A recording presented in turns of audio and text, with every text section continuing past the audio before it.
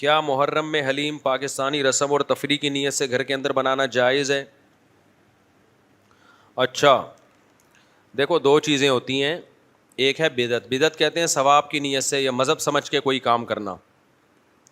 تو محرم میں اگر کوئی ثواب سمجھ کے حلیم بناتا ہے تو یہ تو بدعت عمل ہے.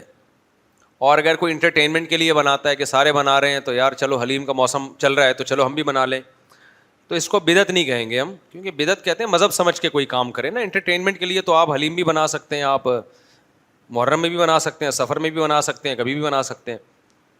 لیکن بات یہ ہے کہ اگر آپ انٹرٹینمنٹ کے لیے محرم میں حلیم بنا رہے ہیں, اس میں برائی یہ ہے کہ تائید ہو رہی ہے بدعت کی. اس سے تائید کس کی ہو رہی ہے؟ بدعت کی تائید ہو رہی ہے. کیونکہ بہت سے لوگ اس کو محرم کے میں ثواب سمجھ کے کرتے ہیں کہ بھائی محرم میں, کیونکہ ہم بھی بچپن میں جب حلیم کھایا کرتے تھے نا, تو وہ حلیم یہ نیت سے بنا کرتا تھا کہ امام حسین جو تھے وہ کربلا میں بھوکے پیاسے شہید ہوئے, تو اب ہم نے اس دن کیا کرنا ہے, لوگوں کو کھلانا ہے تاکہ وہ جو ہے صدقہ کریں اور ان کی یاد تازہ کریں. تو یہ تو بدعت عمل ہے.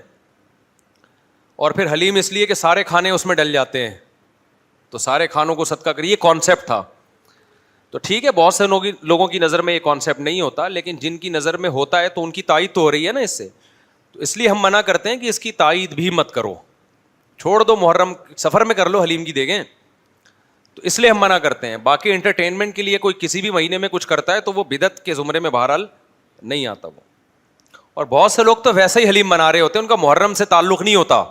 وہ قربانی کا گوشت بچا ہوا ہوتا ہے, 2-3 مہینے گزر چکے ہوتے ہیں, وہ کہہ رہے ہیں اب اس کو ٹھکانے لگانا ہے تو چلو کیا بنا لو, حلیم بنا لو. بعض لوگ اس لیے بھی بنا رہے ہوتے ہیں. ہمارے ایک دوست نے حلیم بنایا, ان کو پتہ بھی نہیں تھا کہ محرم چل رہا ہے, تو وہ ویسے ہی بنایا انہوں نے. تو بعض دفعہ اس لیے بھی بن رہا ہوتا ہے. لیکن یہ ہے کہ نہ بناؤ تو اچھا ہے یار, کوئی اور کام کر لو. روزہ رکھا کرو, روزہ